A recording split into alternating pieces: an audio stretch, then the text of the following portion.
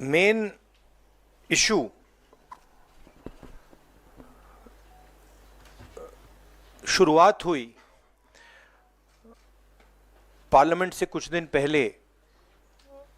अदानी जी का वो यूएस में केस आया और पूरे टाइम बीजेपी ने उस पर डिस्कशन रोकने की कोशिश की और बीजेपी की बेसिक स्ट्रैटेजी थी कि ये अदानी का जो मामला है इसकी कोई चर्चा ना हो, इसका कोई डिस्कशन ना हो, ये दब जाए। और शुरुआत में इन्होंने ये फुल टाइम इनका काम था, कभी कुछ डिस्ट्रैक्शन करते हैं, कभी कुछ डिस्ट्रैक्शन करते हैं। उसके बाद अमित शाह जी का बयान आता है और हम पहले से कह रहे हैं कि जो बीजेपी आरएसएस की सोच है एंटी कॉन्स्टिट्यूशनल सोच है, एंटी अंबेडकर जी की सोच है और जो अंबेडकर जी की मेमोरी है, जो उनका कंट्रीब्यूशन है, उसको ये लोग मिटाना चाहते हैं, खत्म करना चाहते हैं। और डायरेक्टली इनके मंत्री ने, होम मिनिस्टर ने डायरेक्टली सबके सामने जो उनका माइंडसेट है वो सबके सामने उन्होंने दिखा दिया। हमने कहा कि अपॉलॉजी होनी चाहिए और उनको रिजाइन करना चाहिए, नहीं किया। और आज फिर से इन्होंने एक नया डिस्ट्रैक्शन शुरू किया है। हम अंबेडकर जी की स्टैचू से सारे एमपी शांति से पार्लियामेंट हाउस जा रहे थे। पार्लियामेंट हाउस के सीढ़ियों पे बीजेपी के एमपी लकड़ियां लिए हमारे सामने खड़े होते हैं, हमें अंदर नहीं जाने देते हैं। और उसके बाद अब ये थोड़ा सा अपना फिर से डिस्ट्रैक्शन करने की कोशिश कर रहे हैं। रियलिटी ये है, इन्होंने अंबेडकर जी का अपमान किया है, उसकी अपॉलॉजी होनी चाहिए और रिजाइन करना चाहिए होम मिनिस्टर को। और जो मेन मुद्दा है जिसको ये मिटाना चाह रहे हैं, घुमाना चाह रहे हैं, मेन मुद्दा है कि नरेंद्र मोदी जी के मित्र अदानी जी के खिलाफ यूनाइटेड स्टेट्स में केस है, उनको वहां इंडाइट किया गया है और अदानी जी को नरेंद्र मोदी जी हिंदुस्तान बेच रहे हैं। यह मेन मुद्दा है और इसकी डिस्कशन ये लोग नहीं चाहते हैं। आज हम एक महत्वपूर्ण मुद्दा आपको बताना चाहते हैं। कल हमने प्रेस कॉन्फ्रेंस किया था, उसमें हम बहुत सी चीजें आपको उसकी इंफॉर्मेशन दी थी। आज और एक मुद्दा हमारे पास हमारे सामने आया है, जो आज की सरकार, खासकर जो प्रधानमंत्री जी और हमारे होम मिनिस्टर बयान जो दे रहे हैं डॉक्टर बाबा साहब अम्बेडकर के बारे में, वो बहुत ही दुखदायक है। और बगैर फैक्ट्स देखे बिना वो प्रेस कॉन्फ्रेंस करके भी कल बोले हैं। पहले जांच तो करे अगर फैक्ट्स क्या है, उसके बाद आप नेहरू जी को गालियां दो, अंबेडकर को अपमानित करो। ये सब जो कर रहे हैं या जानबूझ के कर रहे हैं या आपके पास कोई चीज, कोई सबूत नहीं है, वो बात कर रहे हैं। मैं आपको कहना चाहता हूं, आज तक उन्होंने बाबा साहब के बारे में, जवाहरलाल नेहरू जी के बारे में जो कहे हैं सब झूठ है। और मैं अगर पार्लियामेंट में मुझे अवकाश मिलता, समय मिलता, तो मैं आज बताने वाला था बाबा साहब अम्बेडकर का लेटर जो लिखा हुआ था।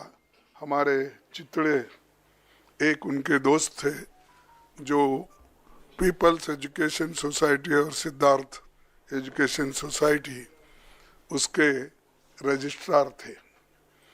तो अलीपुर रोड पे ही बाबा साहब रहते थे।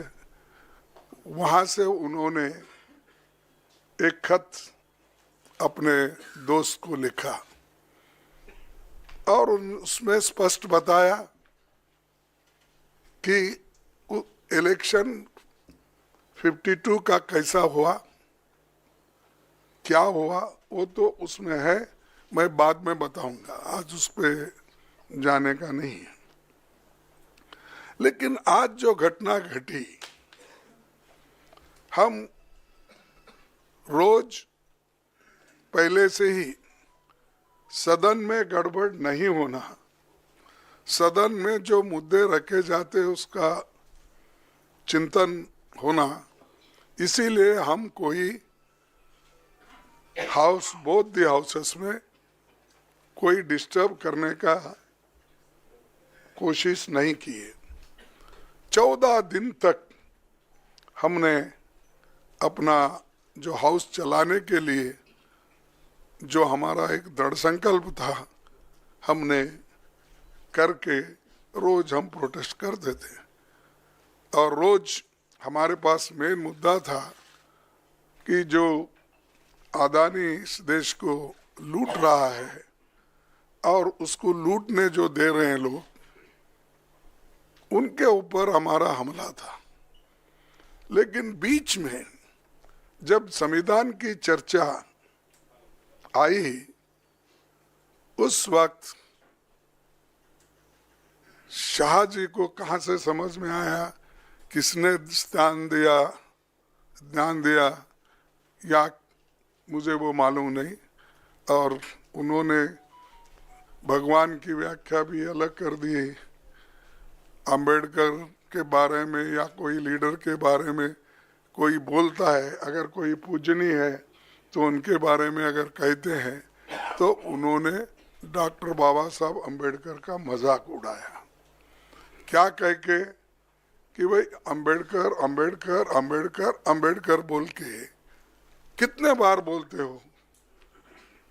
अगर इतना ही आप भगवान का नाम लेते तो आप 7 जन्म तक स्वर्ग में रहते।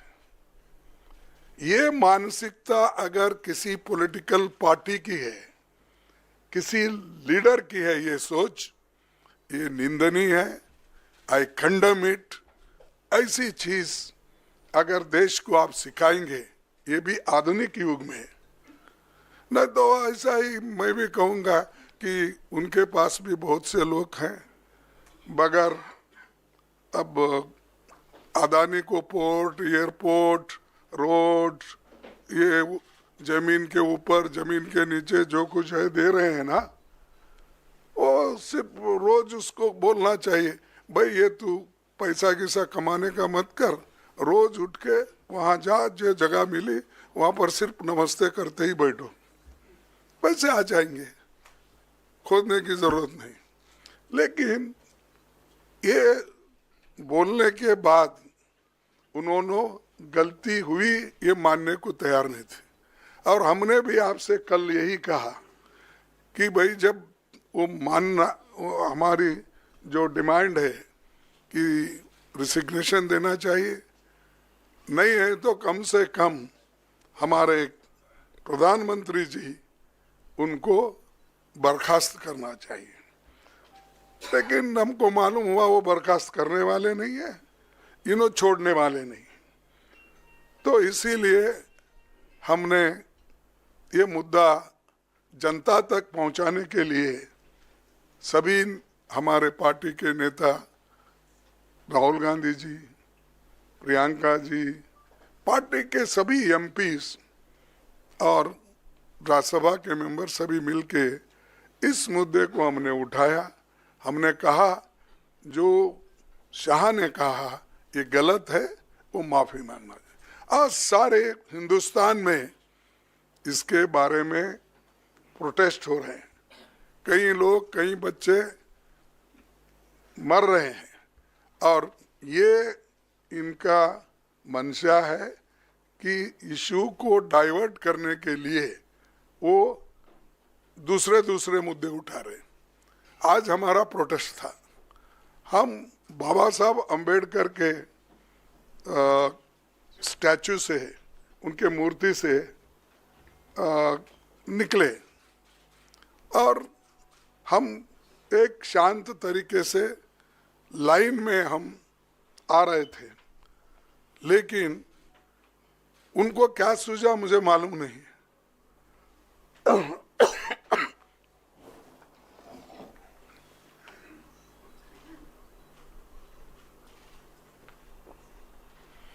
हम चलते हुए आ रहे हैं, उन्होंने मकर द्वार पे आके हमको रोकने के लिए वहां बैठ गए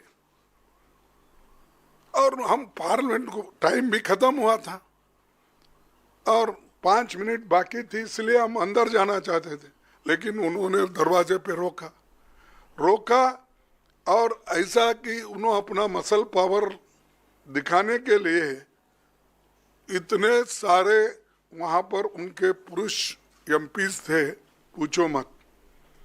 हमारे महिला हमारे साथ आ रहे थे, वो बहुत शांत तरीके से आ रहे थे, लेकिन उनको भी रोका गया। तो इसीलिए ये जबरदस्ती हमारे ऊपर हमला करके, और मैं उसमें पहले ही मैं किसी को धक्का देने की स्थिति में नहीं हूँ, लेकिन मेरे को खुद वो लोग धक्का दिए, मैं अपना बैलेंस नहीं संभाल सका, मैं नीचे बैठ गया। तो अब हमारे ऊपर इल्जाम भी लगा रहे हैं कि हमने धक्का दिया, हमने उनको गिराया। अरे भाई, हमारे पास आवाज है, लेकिन वो थोड़ा पीटे धकलने से हम ये नहीं हो सकते, इसीलिए हम कोशिश भी किए फिर उठ के उनको बोलने का। और प्रियंका गांधी जी ने जो लीड लिया इसमें, खास करके आज के मूवमेंट में, तो चलते आए वहां से, और ये लोग बैठे बैठे जगह हमारा मजाक उड़ा रहे, चिढ़ा रहे, और सिर्फ लेडीज मेंबर थे हमारे पास। उनके पास तो लेडीज मेंबर कोई नहीं थे, 2-3 कुछ दूर थे, लेकिन वो पुरुष ही सब कर रहे थे। तो ऐसा जो माहौल ये इन्होंने बीजेपी वाले बना के रखे हैं, तो हम कभी ये बर्दाश्त नहीं करेंगे। इसके खिलाफ पूरा देशव्यापी ये एक चळवळी हो जाएगा, ये जो मूवमेंट हो जाएगा। अब आपको भी देखने में आया होगा कि हर जगह ये मूवमेंट चल रहा है इनकी गलती की वजह से। जो शांति के साथ सदन चल रहा था, उसको, उस सदन को भंग, यानी शांति को भंग करने का काम इन्होंने, सरकार ने, बीजेपी की सरकार ने की। इसीलिए हम आज आपसे तो कल बहुत पूछे हो, वो बोले कि हमारे को पब्लिसिटी दो, हमारी रॉन्ग हो गई है। देखिए, आप गए थे ना, तो हम तो ऐसा नहीं बोलेंगे, जो अच्छा है, जो न्यायपूर्ण है, उसको पब्लिसिटी दो। मैं कभी अमित वही बोल रहा था,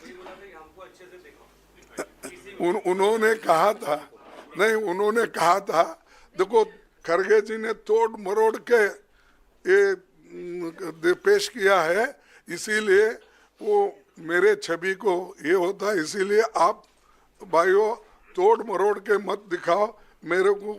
मेरा जो ये है स्पीच बोलिए या स्टेटमेंट, उसको जरा अच्छा दिखाइए सब जगह। 3 बार बोले, आखिरी, बीच में बोले, फिर लास्ट बट वन में बोले, फिर लास्ट में भी बोले। राज्यसभा टीवी पे था। हाँ, नहीं, प्रेस कॉन्फ्रेंस की है। नहीं, बट ओरिजिनल क्लिप तो राज्यसभा टीवी पे था। नहीं नहीं, टीसी में बोला। No, no, I know, but the original clip was a Rajya Sabha clip. So there's no question about the original clip. तो मैं यहाँ पर किया, तो उसके बाद उन्होंने 1 घंटे के बाद उन्होंने किया, तो करने दो। लेकिन सच बात तो उन्होंने बताना चाहिए, हम नहीं। और या तो ज़्यादा से ज़्यादा तो पब्लिसिटी उनकी होती है, उनका पूरा स्पीच कवर होता है। इवन हम पॉइंट ऑफ ऑर्डर उठाए तो उसको उतना महत्व नहीं मिलता। फिर एक बार मैं वो कंट्रोवर्सी में जाना नहीं चाहता। तो इसीलिए हम जो कर रहे हैं, जनता के समस्याओं को लेके लड़ रहे हैं। वो जो कर रहे हैं, हमको खाया ना पिया ग्लास फोड़ा बाराने का हमारे पास बोलते हैं हैदराबाद में, तो वैसा हम उनको कुछ धक्का नहीं मारे, कुछ नहीं करे, लेकिन वो लोग बोलते जा रहे हैं। जाने दो। इसीलिए मेरा यही आप सबसे निवेदन है कि जो चीज़ें हकीकत में हुई है, दिखी है, बस उस पर अगर सभी कंसंट्रेट करें तो दूसरी चीज़ कोई ऐसी कंट्रोवर्सी नहीं आएगी।